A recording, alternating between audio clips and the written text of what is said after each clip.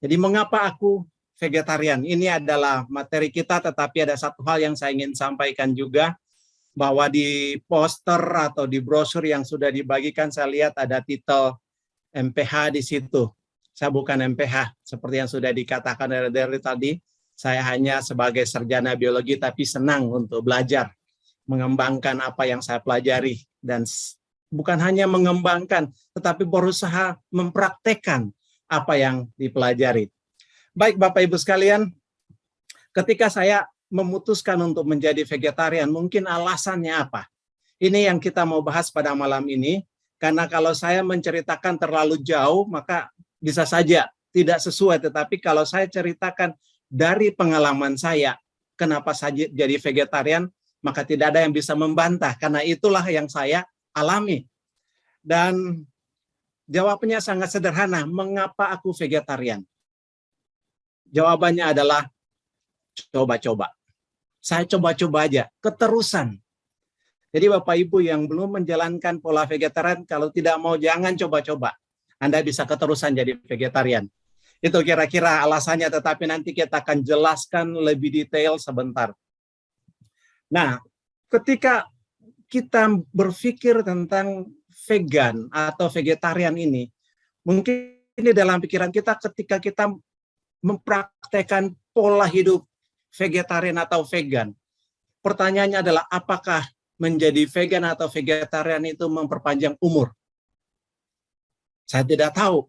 Tetapi ada penelitian yang dilakukan di Loma Linda University yang mengatakan bahwa mereka yang vegetarian ini memiliki usia yang lebih panjang.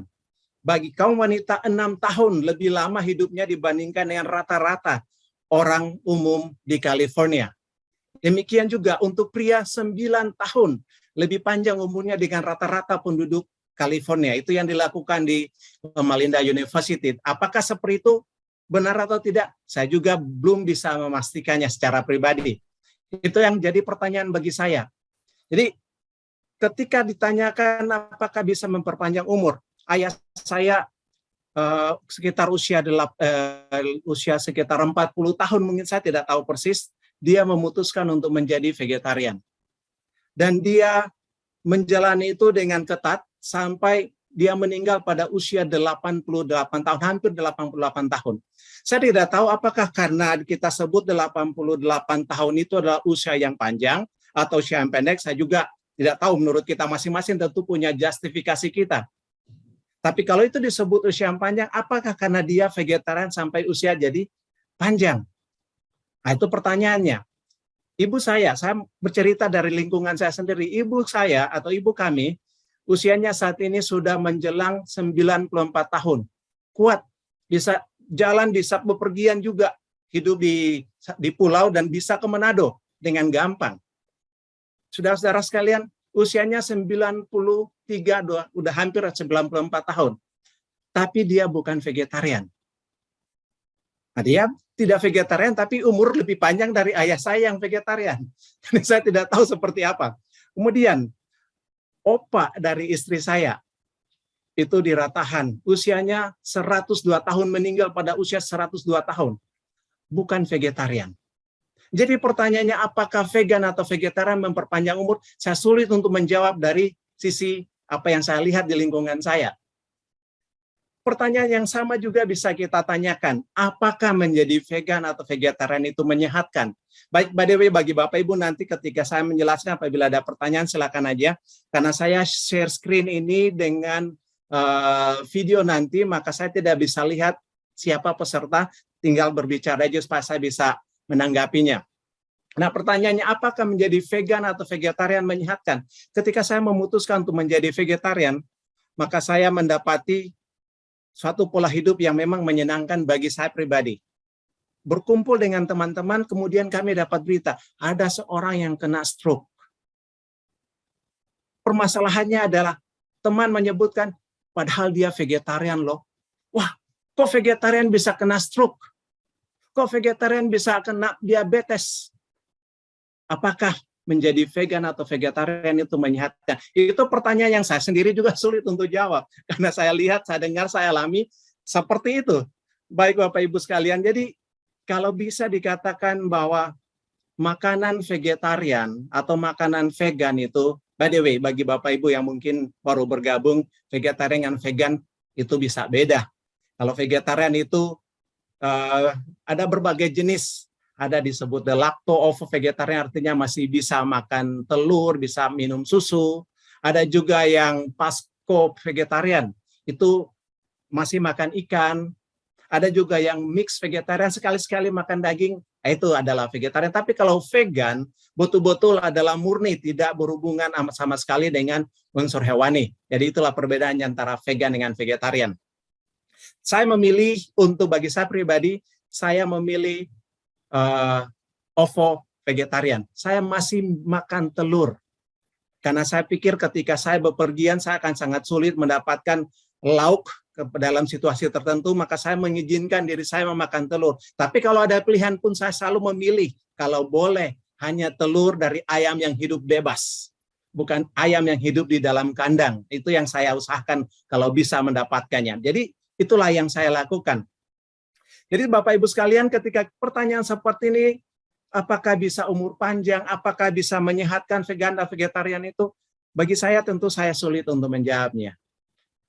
Tapi saya berkesimpulan bahwa tidak semua makanan vegetarian itu atau makanan yang berbasis tumbuhan itu sehat. Tidak semua makanan yang berbasis tumbuhan itu saya katakan sehat. Kenapa? Oleh kita ambil contoh seperti ini. Ini gambaran aja, ini adalah tebu. Tebu ini banyak sekali kandungan yang ada di sana, dalam terutama serat dan gula. Saya tidak tahu Bapak Ibu melihat tebu ini sebagai makanan atau minuman yang sehat atau tidak. Tapi saya mengatakan dan saya pelajari bahwa tebu ini sangat-sangat sehat. Ada dari 240 ml atau segelas kira-kira, kandungan gulanya itu 50 gram dan kandungan seratnya 13 gram. Bisa sampai 13 gram. Bandingkan dengan apel. Apel, satu biji apel hanya 2,4 gram. Jadi kandungan serat tebu itu sangat tinggi. Atau kandungan air tebu sangat tinggi. Kita konsumsi 2 gelas sehari sudah hampir mencukupi kebutuhan kita. Karena sehari kita butuh sekitar 30 gram serat. Itu yang kita butuhkan sehari. 2 gelas air tebu, kebutuhan serat kita sudah tercukupi. Jadi bagi saya tebu ini sangat sehat. Kentang. Kentang bagi saya sangat sehat karena dia mengandung banyak vitamin C-nya. Banyak juga manfaat-manfaat yang kita dapatkan dari kentang untuk kalori kita. Itulah makanan sehat. Ini adalah makanan vegetarian jelas, berbasis tumbuhan. Pertanyaan berikut adalah, ketika tebu dirubah jadi gula putih, apakah sehat? Ketika kentang dirubah jadi potato chips atau french fries, apakah sehat? Gula, potato chips atau kentang goreng, ini tetap adalah makanan vegetarian. Tapi apakah ini sehat atau tidak? Itu pertanyaannya. Kecuali kalau seandainya kentang goreng digoreng dengan lemak babi atau minyak babi, maka tidak jadi vegetarian lagi. Saya tidak tahu kalau Bapak Ibu yang di Manado pasti tahu cerita tentang kentang goreng, bukan kentang goreng, maksud saya lemak babi. Pasti sudah tahu, tetapi saya akan coba ceritakan singkatlah. Ini ada seorang anak muda dengan prestasi yang sangat bagus di perusahaannya, kemudian ditugaskan oleh perusahaan untuk 1-2 hari ke Manado. Dan sebelum dia ke Manado, dia kasih tahu ibunya, ibu saya akan tugas di Manado 1-2 hari. Ibunya bilang, oh hati-hati loh, di Manado itu makanan banyak sekali menggunakan minyak babi. Oh gitu ya Bu ya? Memang kenapa kalau pakai minyak babi? Haram. Oh gitu ya, oke. Itu tertanam dalam pikirannya bahwa minyak babi haram. Pergilah dia ke Manado. Pas makan siang, pergilah ke food court, entah di mana, katakanlah di Mantos atau di mana. Dia makan di sana, dia lihat, oh ada biapong. Oh suka sekali makan bapau atau biapong. Dia tanya, apakah ini ada lemak babinya, ada minyak babinya? Yang penjaga katakan, oh iya, dioles dengan minyak babi. Wah, tidak jadi. Lu lihat, kentang goreng aja, saya mau makan kentang goreng. Dia tanya, kentang goreng ini pakai minyak babi atau tidak? Dijawab, oh iya, ini digoreng dengan minyak babi. Waduh, memang minyak babi di mana-mana. Dia lihat, ada sayur buncis, tumis. Dia pikir, saya makan sayur aja lah. Ditanya, apakah sayur ini ada minyak babinya? Oh iya, ini ditumis dengan minyak babi. Waduh, akhirnya dia pikir, di sebelahnya ada sup. Saya makan sup. Benar mama saya bilang, ibu saya bilang benar. Hati-hati di Manado karena makanan banyak menggunakan minyak babi. Dia lihat di sebelah ada sup. Sama makan sup aja, pasti tidak pakai minyak babi. Dia tanya, ini sup apa? Ini sup kaki babi. Pakai minyak babi nggak? Oh enggak. Oh kalau gitu saya mau makan itu. Saudara-saudara, Bapak Ibu sekalian, dia berkesimpulan tidak ada minyak babi, berarti itu halal, walaupun supnya terbuat dari sup kaki babi. Tapi tanpa minyak babi, dia rasa itu adalah halal. Sama Bapak Ibu, kalau kita menganggap bahwa dari tumbuhan itu adalah vegetarian, dari tumbuhan itu sehat, sama dengan tadi. Tidak semua makanan yang berbasis tumbuhan itu sehat. Kita ambil contoh, banyak sekali contohnya. Seperti tembakau, pasti kan tidak sehat.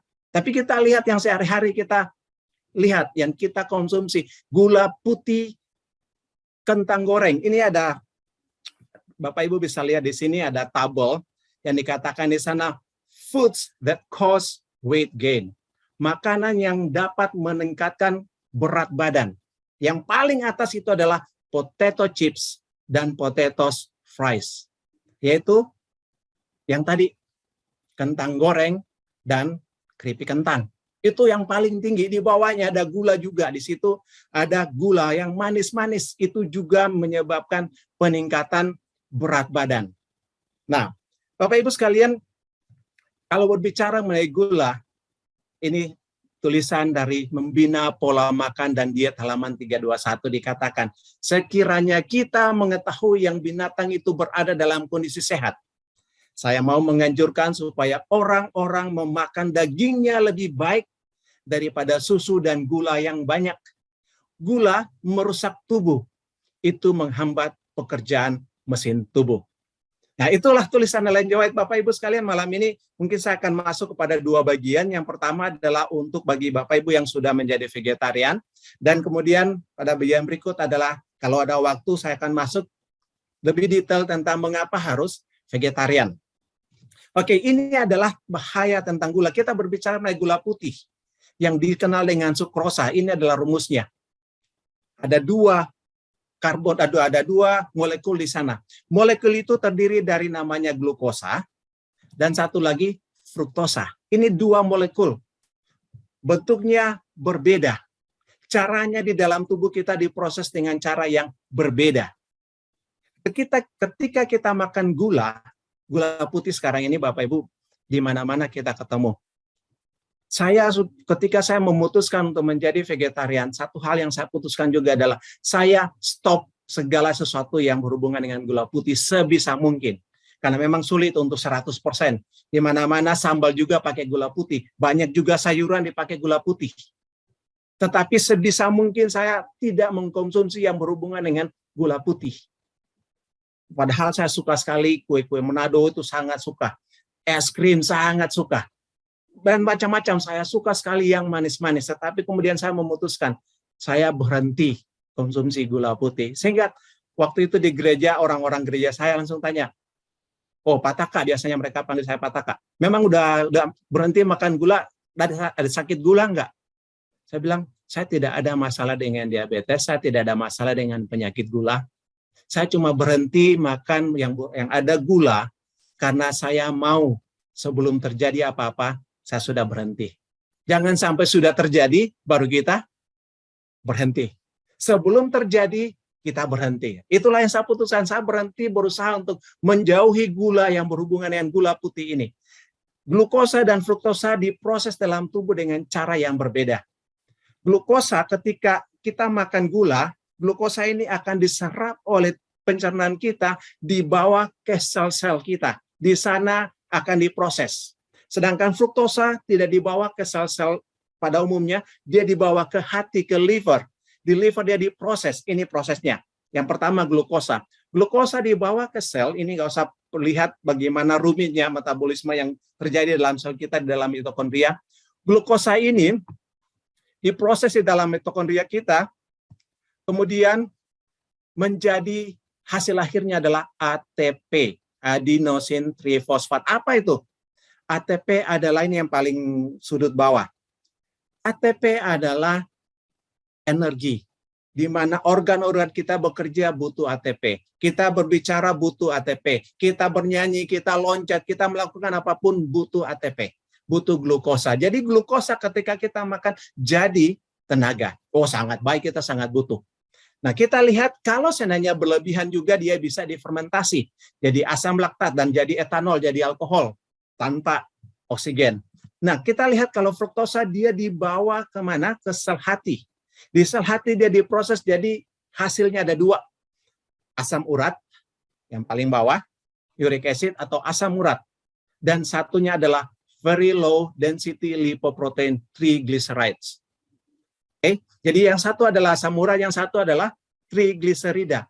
Kalau kita punya masalah dengan asam urat, kemudian kita datang ke dokter, apa biasanya dikatakan, oh berhenti Pak, jangan makan kacang-kacangan, jangan makan sayuran-sayuran hijau. Bapak Ibu kalau vegetarian mau makan apa?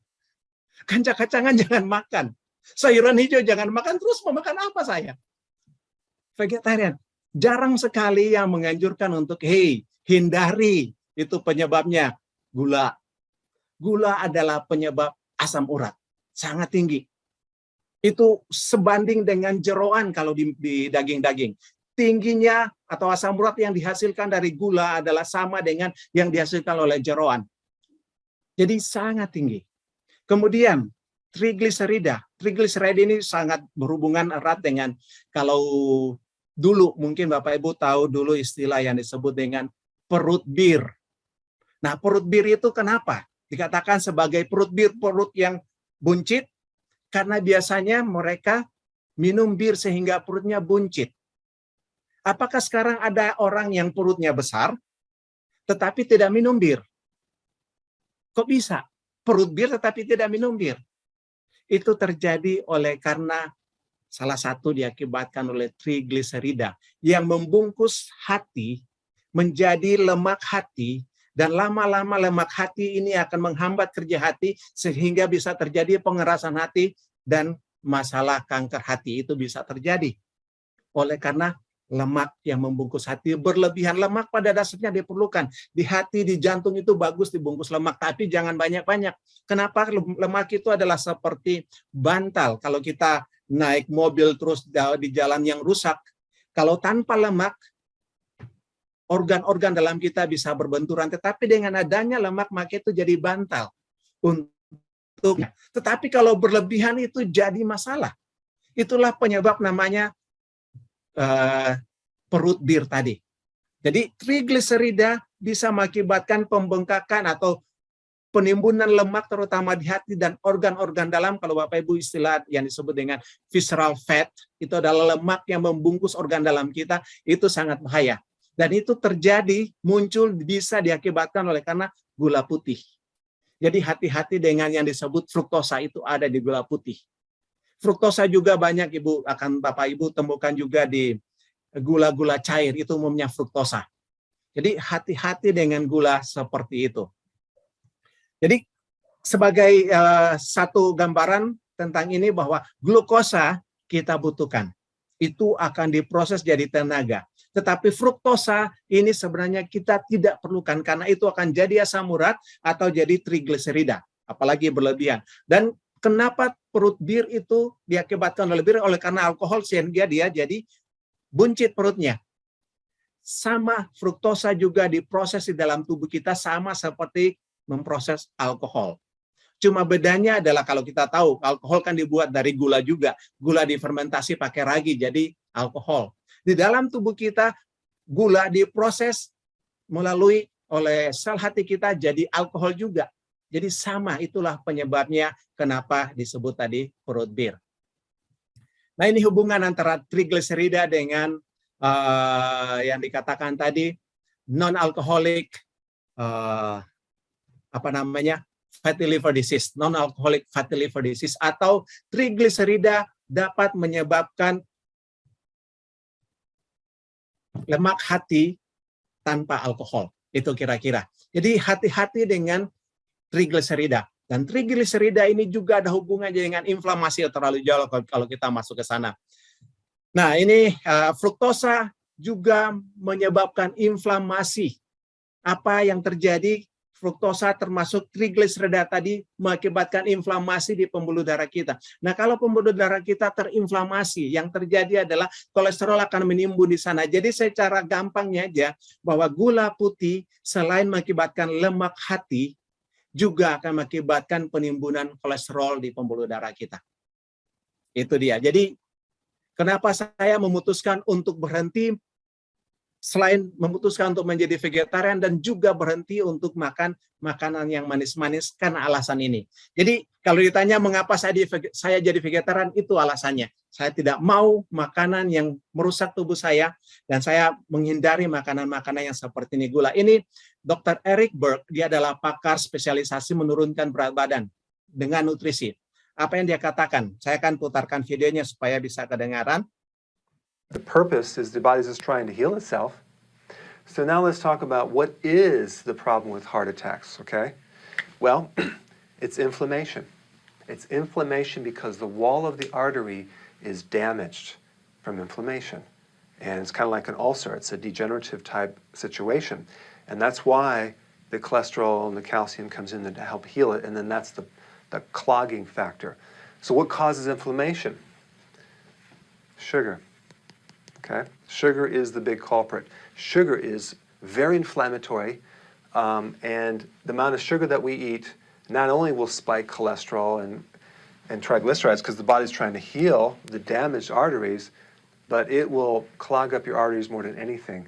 And so ya, itulah kira-kira apa yang dia katakan tadi. Sederhananya adalah bahwa masalah inflamasi di dalam tubuh kita itu akan mengakibatkan kolesterol menimbun untuk mengatasi masalah inflamasi itu.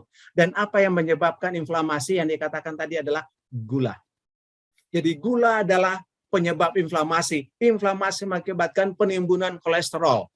Jadi hati-hati Bapak Ibu yang punya kolesterol, kita bukan soal menghindari makanan-makanan yang berlemak saja, tetapi hindari yang satu ini.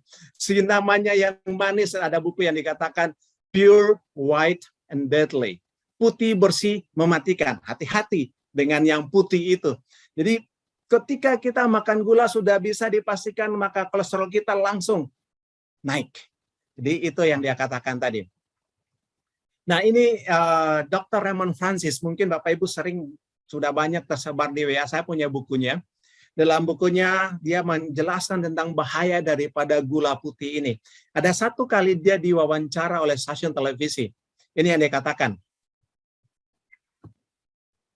What's a good amount then to get on a daily basis? None. None. None. Yeah. I'm in trouble. Basically should be outlawed. We should not, and here we allow children, we don't allow children to smoke cigarettes. We don't allow children to drink alcohol, but we allow them to buy sugar and eat sugar. Sugar is far more dangerous than alcohol or cigarettes. Oke, apa yang dia katakan tadi? Kita sering tidak mengizinkan anak kita merokok atau minum alkohol. Tapi yang dia katakan bahwa pada dasarnya gula itu lebih berbahaya daripada rokok dan alkohol.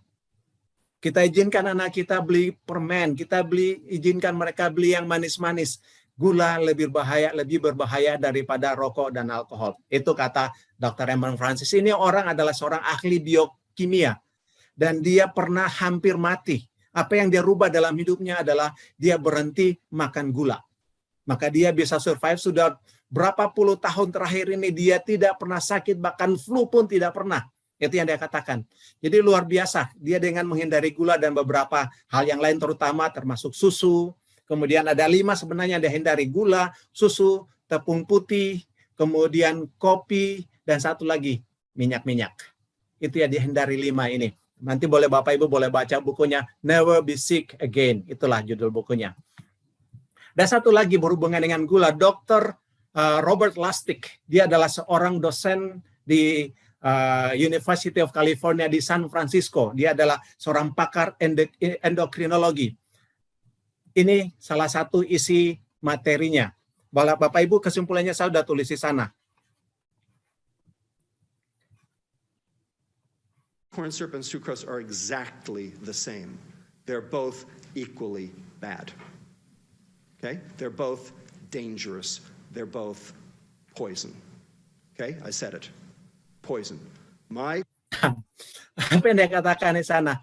High fructose corn syrup atau gula jagung itu sama adalah fruktosa. Kedua-dua ini buruk. Kedua-duanya berbahaya. Kedua-duanya racun. Sekali lagi saya katakan racun. Saya sangat tertarik dengan materi-materi beliau ini, luar biasa. Saya suka mengikuti materi-materi beliau ini. Dia sangat-sangat dalam apabila dia membahas hal seperti ini. Bagi dia, menurut penelitiannya, menurut pakar endokrinologi, pakar hormon ini, dia katakan bahwa gula, terutama fruktosa, itu adalah racun bagi tubuh.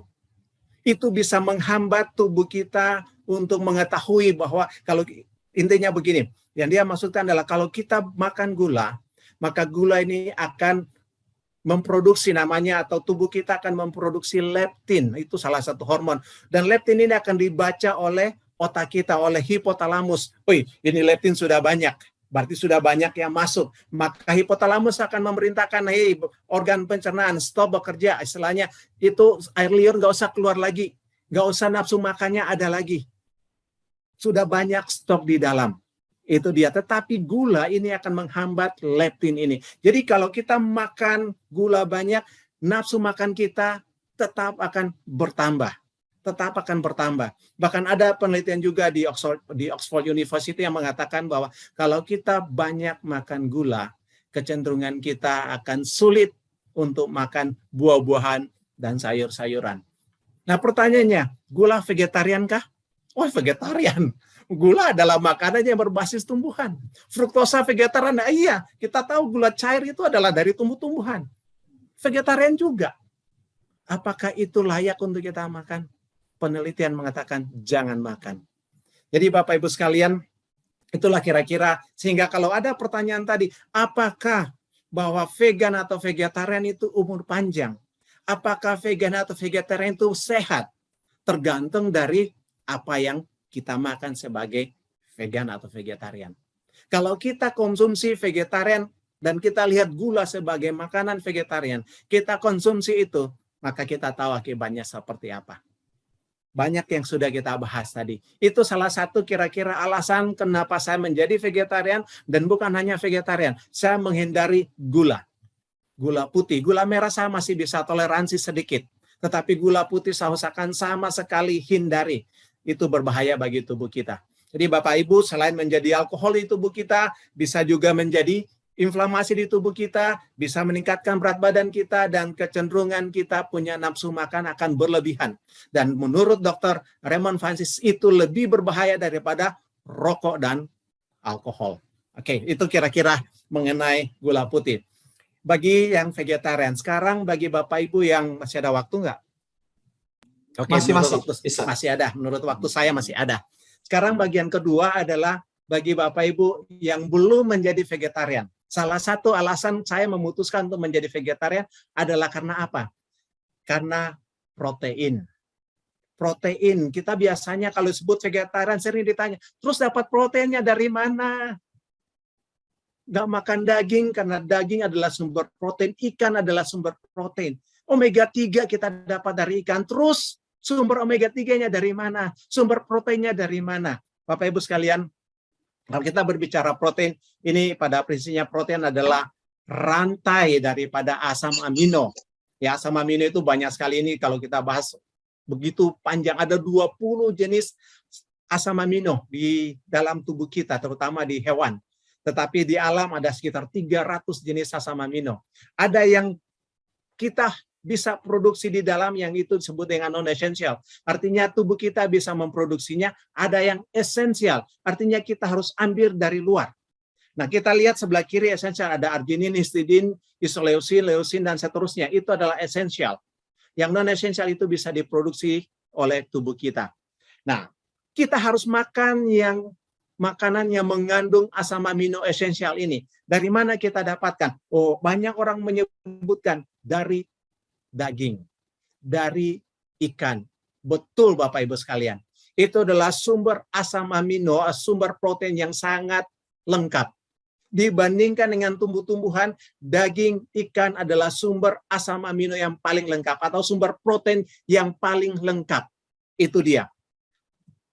Tetapi pertanyaannya, berapa banyak protein yang kita perlukan di tubuh kita? Di bagian atas, itu kita bisa lihat. Ini adalah kira-kira 8 asam amino yang kita perlukan, yang kita harus dapatkan dari luar. Ada sweet potato, baked potato, ada beras merah, ada tomat, ada labu kuning, ada tepung utuh, itu whole wheat flour, kemudian corn, dan seterusnya. Itu adalah jumlah asam amino yang ada di tanaman-tanaman ini atau makanan ini. Berapa banyak yang kita butuhkan sehari? Itu Bapak Ibu yang dilingkari dengan merah. Ini dia. Hanya sedikit yang kita perlukan asam aminonya. Apakah kita dapatkan dari tumbuhan? Sangat cukup. Dari sayur-sayuran sangat cukup. Dari kacang-kacangan sangat cukup. Jadi bagi Bapak Ibu vegetarian yang mengkonsumsi, saya tidak tahu kalau ada vegetarian yang mengkonsumsi tambahan protein, bubuk protein atau tambahan protein dari di kaleng biasanya, saya bisa sampaikan kepada Anda tidak perlu. Kenapa? Karena kalau kita konsumsi protein yang dari kaleng itu, bubuk protein seperti itu, maka itu sudah berlebihan bagi kita, kecuali kita mungkin tidak makan sayur. Bagi Bapak Ibu yang mungkin jadi bodybuilding atau sedang membuat ototnya supaya bagus, supaya hebat, masih boleh. Tetapi kalau kita hanya dalam aktivitas sehari, tidak perlu banyak protein. Dari tumbuh-tumbuhan kita sudah dapatkan protein itu. Dan kalau kita makan ikan, makan daging, maka protein itu sudah pasti akan overloaded, berlebihan di tubuh kita. Kita butuh hanya sedikit. Di daging, di ikan sangat tinggi, maka dia akan berlebihan. Kalau protein berlebihan, apa yang terjadi? Protein akan dirubah menjadi lemak juga. Protein akan disimpan di dalam bentuk lemak-lemak juga. Nah, itu dia. Jadi, protein sebenarnya kita tidak perlu banyak. Tapi satu hal yang kita bisa lihat tentang protein ini. Dari sisi penyakit jantung, kita tahu protein hewani pasti selain proteinnya dikatakan lengkap, lemak jenuhnya tinggi, dapat meningkatkan kolesterol, meningkatkan homosistein. Biasanya homosistein ini didapati bagi mereka yang sudah terkena serangan jantung, pasti homosisteinnya tinggi. Sedangkan dibandingkan dengan protein nabati, menurunkan kadar kolesterol, meningkatkan arginin dan glycine. Kita akan lihat sebentar, ini dia, arginin dan glycine. Protein hewani, dia kaya akan lysine, tirosin, dan methionine. Protein hewani rendah arginin. Ini berbalik, terbalik dengan protein nabati. Protein nabati kaya arginin, rendah lysine, dan rendah methionine. Oke, ini adalah asam amino ya, yang lysine, tyrosin, dan segala arginin dan methionine ini semua adalah asam amino. Nah, komposisi protein hewani yang kaya lysine dan tirosin, sedangkan rendah arginin, itu sangat tidak baik untuk kekebalan tubuh kita. Jadi komposisi ini sangat tidak baik untuk kekebalan tubuh kita. Berbeda dengan nabati, dia kaya arginin, lysine rendah, methionine rendah, ini sangat baik untuk kekebalan tubuh kita. Sel T, sel pembunuh alami, kita tahu Bapak Ibu sekalian, kalau seandainya kita makan, secara ringkasnya saya bisa katakan, protein hewani akan membuat sel pembunuh alami kita bermasalah. Sel pembunuh alami ini apa? Sel pembunuh alami apabila dia lihat, ada sel yang bermasalah, sel kanker terutama, dia akan matikan itu sel, supaya dia nggak berkembang. Itulah sel pembunuh alami. Kalau sel T, dia lihat ada virus, ada bakteri masuk ke tubuh kita, dia langsung makan bakteri. Dia langsung makan virus. Itulah sel T. Nah, kalau kita konsumsi protein hewani yang kaya akan lysine dan rendah arginin, maka sel pembunuh alami kita kemampuannya turun. Sel T kita kemampuannya juga turun. Terbalik dengan protein nabati yang meningkatkan sel pembunuh alami, meningkatkan kemampuan sel T. Jadi, secara sistem kekebalan tubuh, maka protein hewani tidak baik. Protein nabati sangat baik. Satu lagi berhubungan dengan kanker. Methionine. Oke, Ini dites, mereka mencoba karena di protein hewani kaya metionin. Saya login dulu. Oke. Protein hewani kaya metionin, protein nabati sangat rendah metionin. Ini mereka coba bikin penelitian.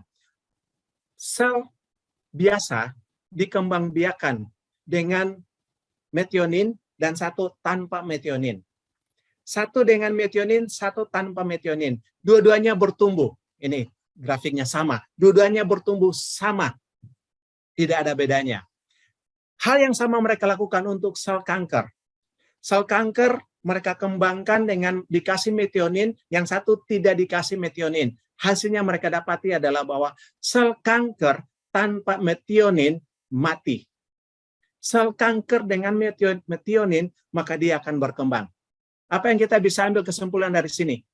Bahwa metionin, asam amino yang tinggi di protein hewani, itu adalah makanan sel kanker.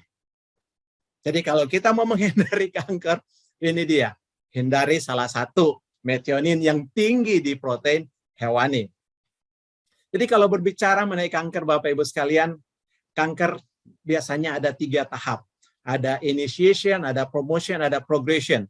Jadi saya bisa ambil contoh kalau kita baca di Markus pasal 4. Di Markus pasal 4 kita dapati di sana tentang perumpamaan penabur. Ada benih yang jatuh di pinggir jalan dimakan burung. Ada benih yang jatuh di bebatuan, dia hanya tumbuh sebentar kemudian mati.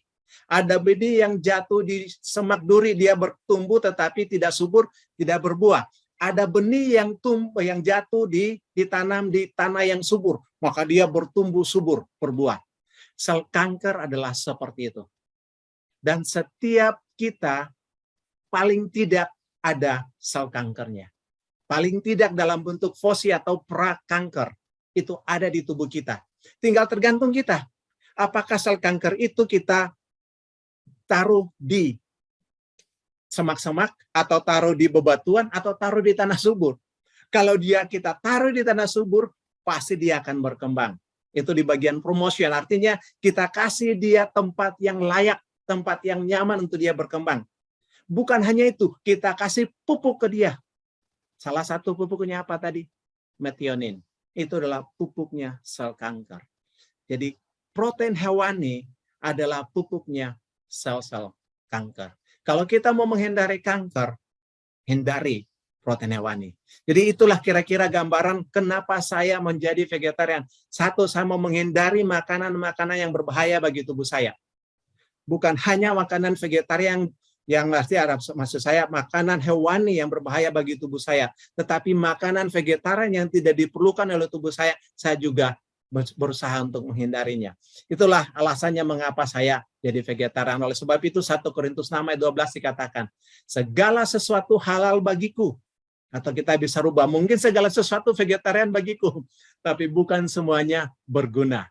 Segala sesuatu halal bagiku, gula itu halal, kentang goreng itu halal, yang penting tidak pakai minyak babi. Tetapi aku tidak membiarkan diriku diperhamba oleh sesuatu apapun. Jadi itu kira-kira alasan mengapa saya memutuskan untuk menjadi vegetarian.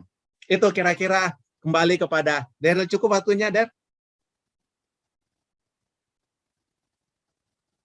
Mana si MC kita? Ya, Hilang beliau tuh. hilang. Oke, terima kasih Bapak Jeffrey Takasanake yang sudah berbagi dengan kita dalam acara Bincang Vegan pada malam hari ini. Saudara Daryl sedang ada meeting, jadi handover pada kami. Baik, saudara-saudara, pada saat ini tentunya kita berterima kasih ya untuk materi yang sangat berharga yang kita temukan, sangat bermanfaat. Dan pada saat ini kami memberikan kesempatan bagi saudara-saudara yang mengikuti, apabila ada pertanyaan atau ada yang mungkin belum mengerti, boleh ditanyakan. Di di chat ada 5 hal yang perlu dihindarkan. Mungkin disebutkan tadi, gula, susu, tepung, minyak. Kelima apa ya?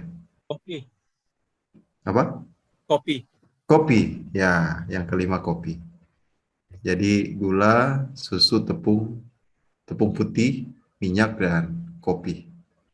Ya, terima kasih di materi yang sangat luar biasa pada malam hari ini.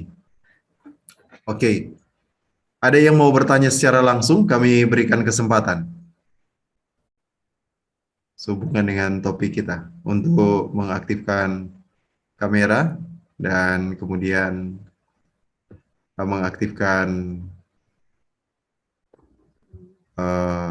mic. Ya, bagi saudara-saudara yang mengikuti lewat live streaming di Facebook dapat juga menuliskan pertanyaannya di kolom chat. Dan bagi saudara-saudara yang mengikuti lewat radio dapat mengirimkan pertanyaannya kepada kami.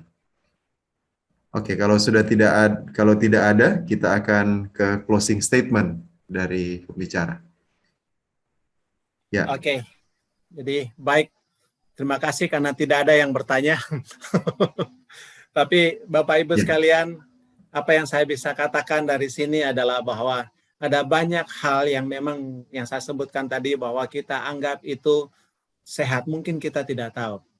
Tetapi hindarilah hal-hal yang memang kita anggap tidak baik. Semua makanan-makanan yang diproses, makanan-makanan kaleng, bahkan jus, kalau kita sebutkan jus itu sehat, maaf secara pribadi saya mencoba mempelajari tentang jus termasuk. Saya tidak mau katakan jus itu tidak sehat, tetapi kalau jus yang di botol-botol saya sudah pasti katakan tidak sehat. Boleh Bapak Ibu pelajari tentang itu, sudah pasti tidak sehat. Banyak kandungan gula, walaupun dikatakan di tulisannya 100% murni, banyak kandungan gulanya, tidak sehat. Tapi kalau jus yang kita mungkin blender, saya tidak mau langsung katakan bahwa itu tidak sehat, tetapi akan lebih baik kalau kita masih bisa makan, masih punya gigi, makanlah buah itu dalam bentuk utuh. Jangan di blender. Ketika di blender, maka sudah dipastikan bahwa dengan putaran yang sangat cepat, maka nutrisi yang ada di buah itu sudah pasti hancur. Walaupun tidak semua. Serat yang ada di buah itu pasti hancur. Itu yang terjadi. Jadi kita hanya mendapatkan nantinya seratnya sudah hancur, maka sisanya adalah yang manisnya, gulanya. Gulanya, Bapak Ibu mungkin bertanya, tadi tidak ada yang bertanya. Terus yang manis-manis di buah-buahan itu glukosa atau fruktosa? Kalau glukosa kan itu baik untuk diproses oleh sel-sel kita jadi tenaga. Bagaimana dengan fruktosa? Yang manis di buah-buahan itu adalah fruktosa. Jadi tidak baik. Tidak ada masalah dan itu sangat baik karena disertai dengan serat. Di buah-buahan Tuhan sudah menciptakan, sudah menambah gula di buah-buahan itu disertai dengan serat yang sangat baik untuk diproses oleh tubuh kita, diproses secara lambat karena adanya serat. Tapi ketika kita jadikan jus, maka yang terjadi adalah buah itu seratnya hancur, yang sisanya gula. Banyak sekali penelitian yang mengatakan bahwa jus mengakibatkan diabetes. Jadi itu juga kalau kita mau pelajari lebih jauh tentang gula. Jadi Bapak Ibu sekalian, kalau kita mau sehat, makanlah sealami mungkin makanan kita. Sayur kalau boleh kita hanya tumis sedikit sampai layu, cukup. Kalau kita bisa makan raw, makanlah dalam bentuk alaminya. Semakin panjang diproses, makin tidak baik. Oleh sebab itu, makanan kaleng, semua walaupun itu vegetarian, Bapak Ibu pasti tidak sehat. Kenapa seperti itu? Ambil contoh, ini berapa lama lagi ya? Karena nggak ada pertanyaan, jadi bisa gunakan waktu ya. Silakan. Oke. Biasanya Makanan kita kaleng. sampai jam 10. Jam 10 ya. Oke, silakan.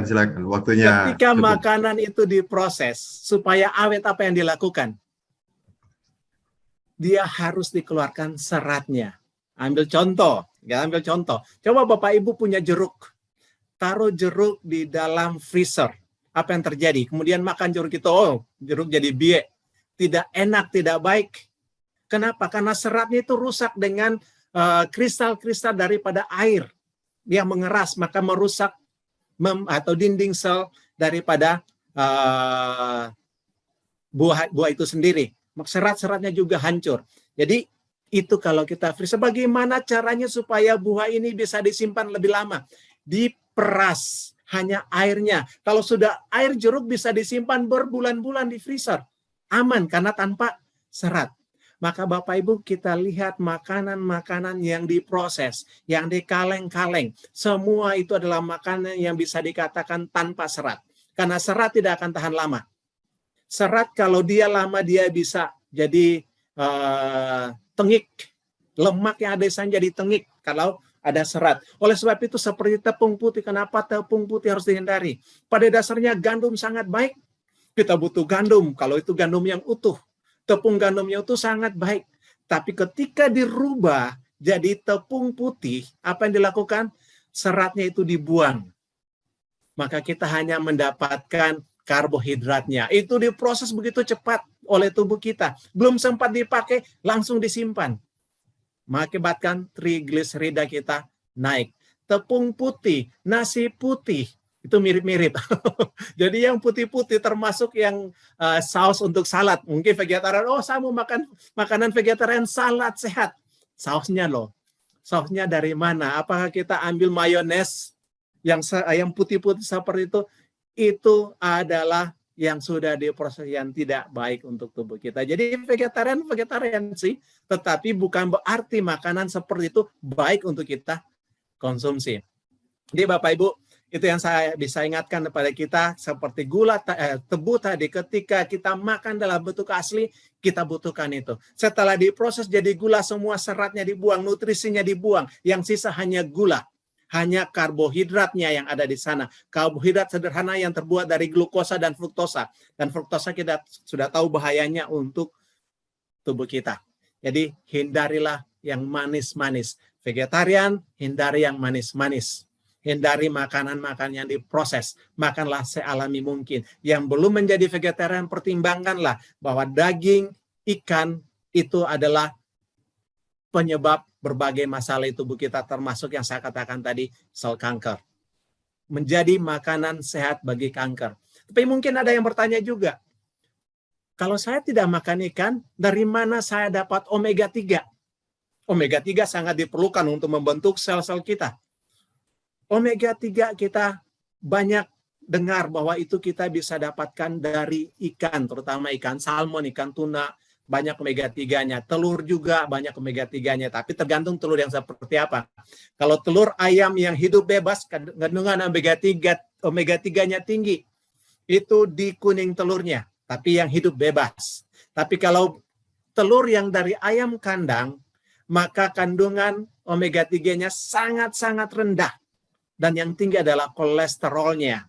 Itu perbedaannya. Nah sekarang kembali kepada ikan.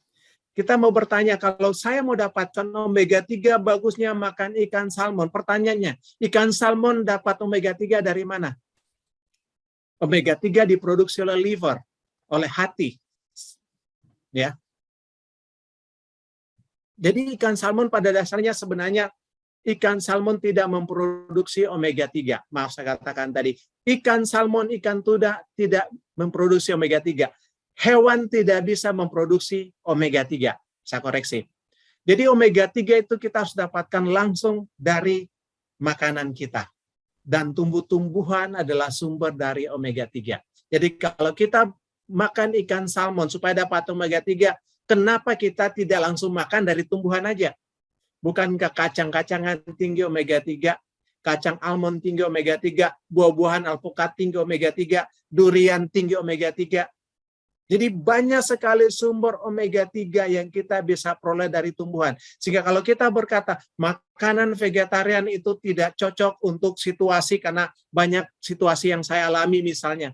Bapak Ibu, di sekeliling kita adalah sumber nutrisi yang sangat-sangat banyak. Jangan khawatir. Dari protein saja kita bisa dapat dari sayuran hijau, dari kangkung pun sudah ada proteinnya. Yang penting kita bisa kombinasi 2 atau 3 jenis makanan kita, dari tumbuhan kita, sayuran kita, maka protein kita sudah dapatkan cukup. Kalau Anda bodybuilder ya silakan konsumsi lebih banyak protein. Tetapi kalau hanya biasa-biasa seperti saya ini, hanya berolahraga sedikit secukupnya, saya tidak butuh banyak protein. Dari sayuran saya dapat, dari tahu saya dapat, dari tempe saya dapat. Apalagi yang saya mau cari? Semua saya bisa dapat dari sana. Jadi itu yang saya bisa sampaikan pada malam hari ini. Itu saja saya kira, semoga Bapak Ibu bisa bermanfaat, dan apabila ada hal-hal yang ini bisa nanti disampaikan kepada Edenway dan perlu dijawab, nanti Edenway akan sampaikan ke saya. Terima kasih. Ya, terima kasih Sir Jeffrey. Tapi mungkin waktu dikasih kesempatan tadi mereka baru mengetik, jadi baru masuk chatnya. Masih bisa ya? Boleh. Boleh ya? Oke. Baik, ada beberapa pertanyaan yang sudah masuk ini. Yang pertama, saya bacakan ya. Sebentar. Sehubungan dengan minyak, apakah harus dihindari atau dibatasi? Langsung satu-satu pertanyaan ini aja ya. Satu dulu. Iya, satu-satu aja. Oke. Minyak apakah harus dihindari atau dibatasi? Pada dasarnya tubuh kita butuh minyak. Tubuh kita perlu minyak. Tetapi bukan, kalau saya bisa katakan jangan kita hindari minyak, tetapi perbanyak minyak yang diperlukan oleh tubuh. Jadi silakan kalau kita mau konsumsi, bukannya menganjurkan ya, mengkonsumsi minyak, tetapi pastikan bahwa kita mendapatkan minyak yang baik untuk kebutuhan sel-sel kita, itu yang lebih utama daripada sekedar minyak yang kita konsumsi. Jadi minyak bukannya dihindari atau dibatasi, tetapi perbanyak minyak yang diperlukan oleh sel-sel kita. Yang saya katakan minyak seperti apa itu, asam lemak omega 3. Itu sangat dibutuhkan oleh sel untuk membentuk membran sel-sel kita. Maka kita butuh asam lemak omega 3 sangat tinggi. Nggak apa-apa konsumsi minyak, tapi perbanyak omega 3-nya. Itu mungkin saya bisa jawab dari sana. Ya. Kemudian langsung aja saya bisa baca juga bagaimana kalau pakai slow juicer. Ini pertanyaannya sangat bagus. Bagaimana kalau pakai slow juicer? Kalau saya lihat slow juicer pada dasarnya sangat bagus. Dia bisa, atau maksud saya dia tidak merusak nutrisi pada buah-buahan karena dia seperti diperas. Hanya sayangnya serat itu banyak yang terbuang juga. Serat yang tidak larut dalam air itu banyak yang terbuang. Jadi kalau mau dibandingkan, saya anjurkan kalau kita masih bisa makan buah secara langsung, makanlah. Ya, kalau memang mau minum jus, silakan minum jus, tetapi jangan lupa makan juga buah secara alami.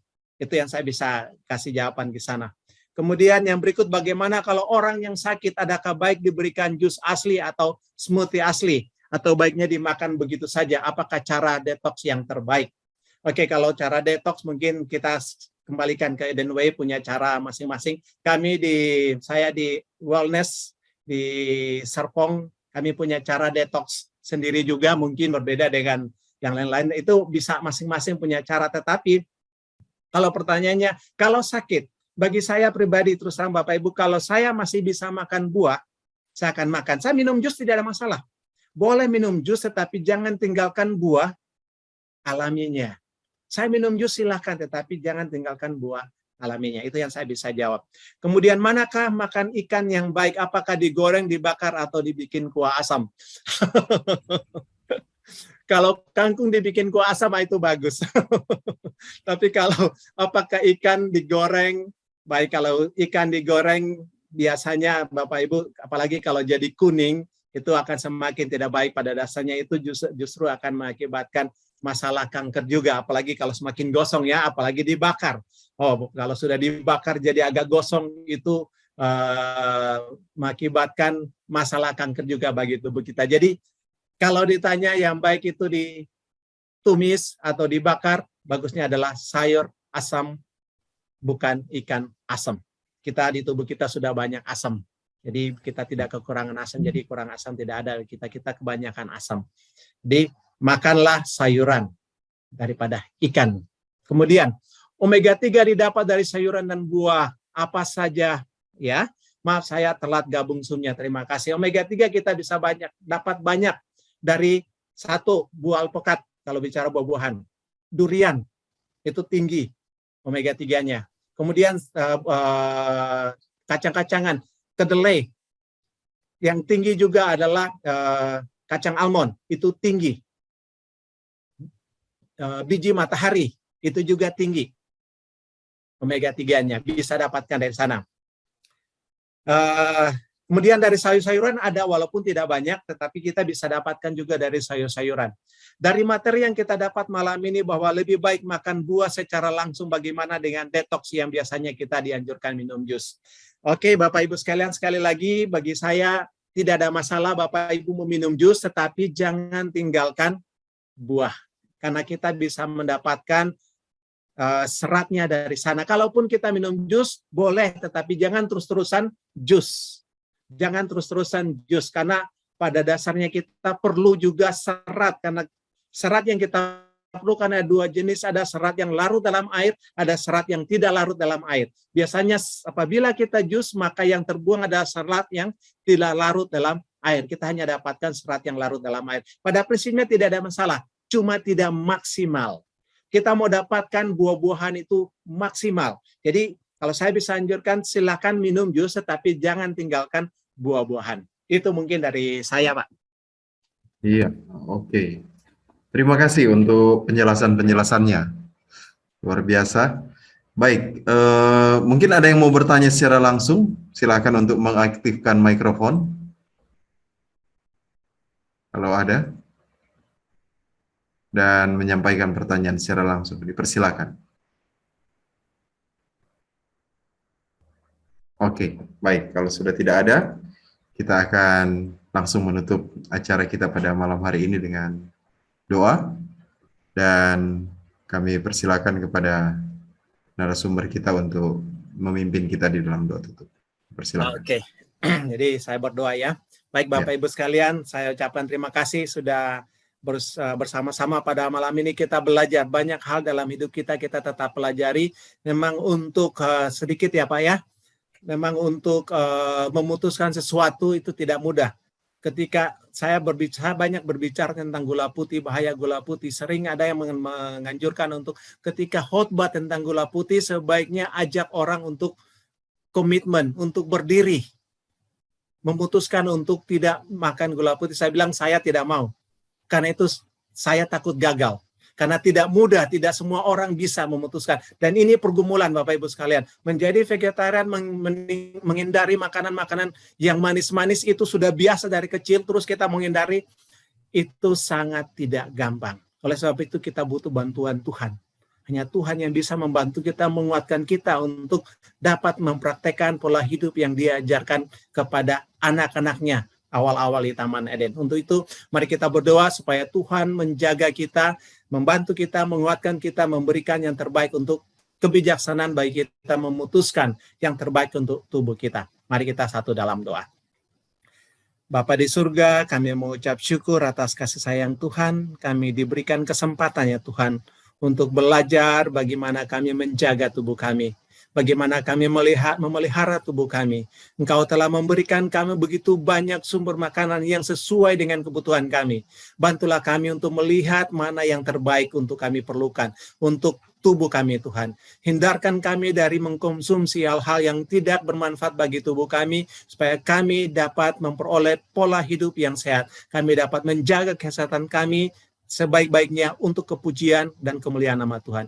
Kami rindu memuji Engkau Tuhan. Kami rindu memuliakan Engkau melalui kesehatan kami. Jaga kami Tuhan. Apabila ada yang sakit yang mengikuti acara pada malam hari ini, tolong kuatkan mereka. Berikan kesehatan pada mereka. Kami tahu Tuhan bahwa kesehatan itu, penyembuhan itu bukan datang dari makanan kami, dari apa yang kami lakukan, tetapi semua datang daripadamu Tuhan.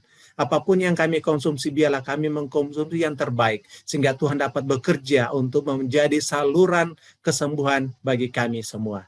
Terima kasih Tuhan, Engkau memberkati Eden Way yang sudah mengatur acara ini begitu baik. Dan kami percaya Tuhan akan menyertai bagaimana program-program yang dilakukan oleh Eden Way, supaya bisa berjalan dengan baik untuk kepujian dan kemuliaan nama-Mu juga Tuhan. Inilah doa kami Tuhan, kami mohon ampunkan salah dan dosa kami. Di dalam nama Yesus kami mengucap syukur dan berdoa. Amin.